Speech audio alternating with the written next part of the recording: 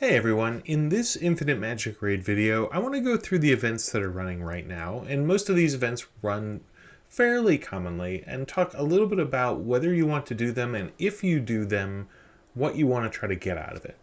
So the first event that we've got running right now is the double emblem challenge drops, and this runs every few weeks, and it is exactly what it says. For each of the stages, you get twice as many emblems per run, which means twice the efficiency for stamina as you get any other time. So the way you want to think about this is basically this is a must-do, and you want to make sure you have enough stamina to take advantage of it. And my recommendation here is to obviously get all of the emblems that you're going to need for your 5-star Awakened heroes. I would also go ahead and fill out the emblems that you're going to need, max those out for heroes that are not 5-star, but that you fully intend to take to 5-star. Now, it is worthwhile to be a little bit careful here. If you have a hero that you've awakened, but that you don't intend to keep at their awakened level, and you don't intend to move to 5-star, so you want to regress them later, I don't recommend doing the double emblem drop in that case, because you don't get those emblem chapters back when you regress a hero. So other than that, do spend the energy required, the stamina required to get all the emblems, because it doesn't get cheaper, and it would be more efficient to spend it now than later. The next event on the list is the Guild Arena competition. If you're in a guild that can do these, great. If you're not, don't worry about it too much. Next up is ice skating. This is sort of one of the little mini games that rotates through, and this one has some sort of nice rewards you can see. The ones that you want to focus on are here. They're these red mythic shards. As a free-to-play, if you don't spend any gems on buying the sort of tickets that you need for this competition, you'll get these two without a whole lot of problems. It's only 1,600 points, and just playing the game should allow you to get that. If you want to get the additional 3, here you're going to have to spend some gems to get it, and we'll talk about that in a minute.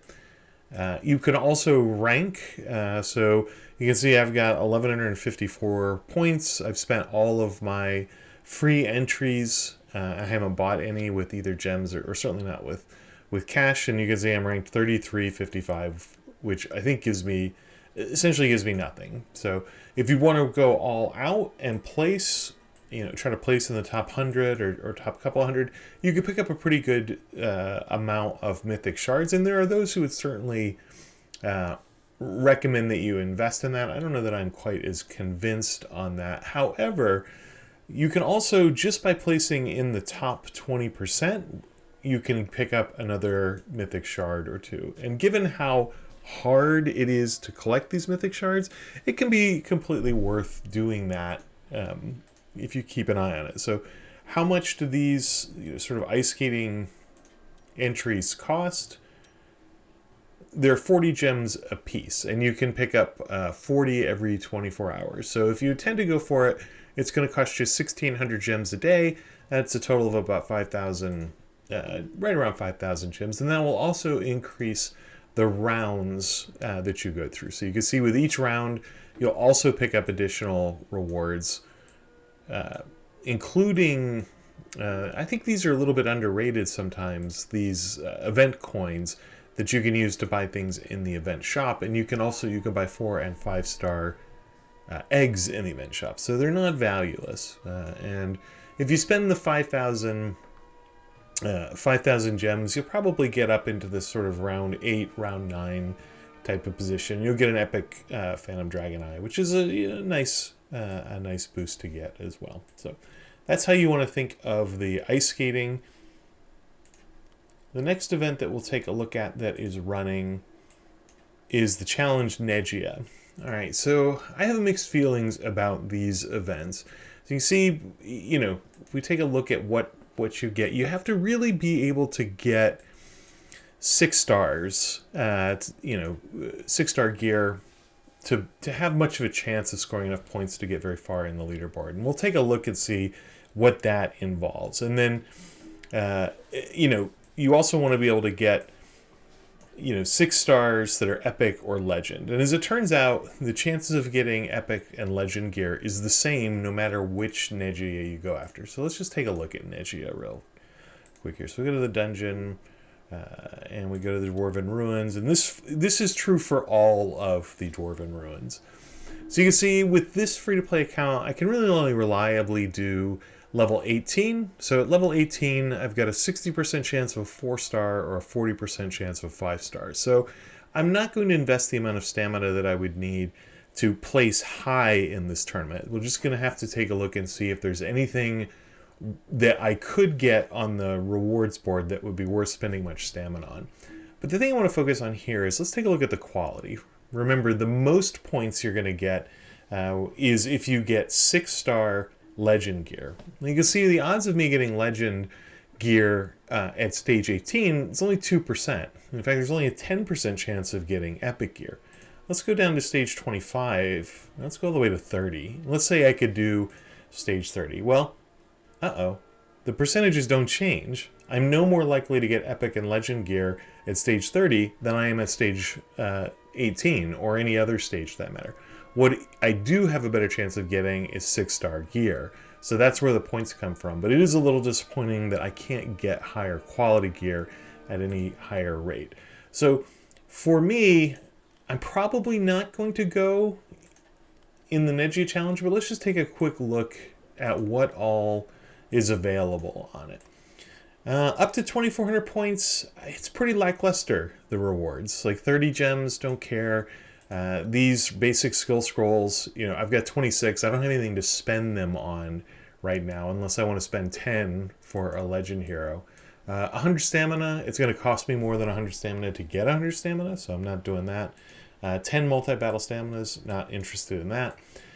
I may, it's worth considering going for these 2 mythic shards. The problem is, if I'm going to average, call it 25 or 30 points per run, and I haven't done the math, but we could take a quick look at that actually, and I can probably tell you reasonably close. If I do level 18, let's look at these rewards. The most likely thing I'm going to get is an elite, and I'm going to get sort of 4.5 stars.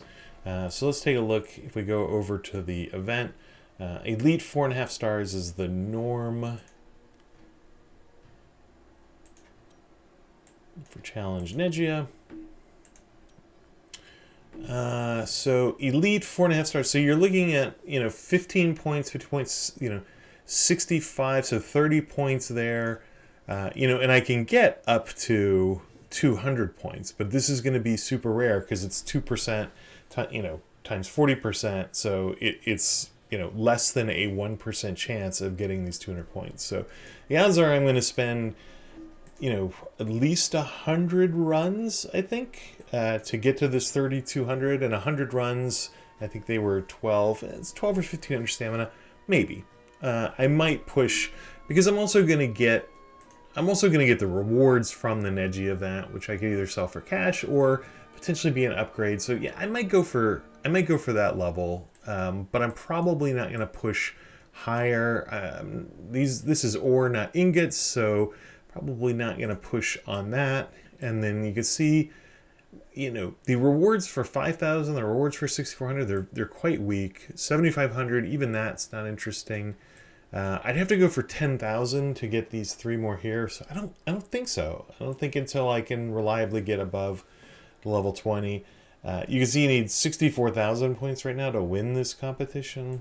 And then points ranking, I'm in the top 86%. Not that I've spent much on it, but I don't think I'm going to spend enough energy to be in the top 50%. So depending on where you have as your account as a progression, it may or may not be worth Negia. If you're an account sort of similar to where mine is, where you're at level 18, it's probably not worth it. I should say stage 18. Let's take a look at the equipment and artifact goals. This is similar to Negia, except you can use it, you get points, sort of same points schedule here, but you can use it for any of actually you get a little bit more points for some of the drops on any of the Dwarven Ruins. There's also eggs that start appearing at 4,000. I feel kind of the same way about this one. If I have a Dwarven Ruin that I'm high enough level that I've got a reasonable shot at 6-star gear, and I need items from that 6-star gear, I might do this. But normally I'm going to wait for the triple event in the Dwarven Ruins, which allows you to pick which specific type of equipment set that you're going for. Take a quick look at the event ranking. This is, if you're in the top, the number one, then you get some ingots, and as well as a couple of excellent ruins. Now, you see I haven't spent a whole lot here, and I'm number 9, so this, I don't think this is even server based. I think they just grab a selection of players, like a certain number of players, and it puts you in a little mini tournament with them. So it'll be some free stuff, but I'm not going to invest heavily in the equipment. Artifact goals, enhancement goals, similar. The rewards, they're not spectacular, and same with the event ranking. The rewards are just not strong enough for me to be interested in really pushing for that. And for this, you get points for enhancing gear or artifacts. Now, if you've got an artifact or a set of gear that you want to enhance up to level 16, especially if it's 6-star, you'll get some points for it. And so I suppose you're fine with that, but I wouldn't go on a spending spree just to place in this tournament. So that's it for the events that are running right now. I think there is some potential that it's worthwhile to spend the 40 for the 40 gems per skating stamina, especially if it allows you to get a little bit higher, and if you want to push and try to push for 5,000 points to get another 3 shards, that's probably not the worst thing, because getting to 5,000 points will probably also allow you to maybe get another 1 or 2, probably 2. I'm gonna guess it would put you close to the 10%, which will increase the speed at which you can get a mythic hero, which are definitely the best heroes in the game.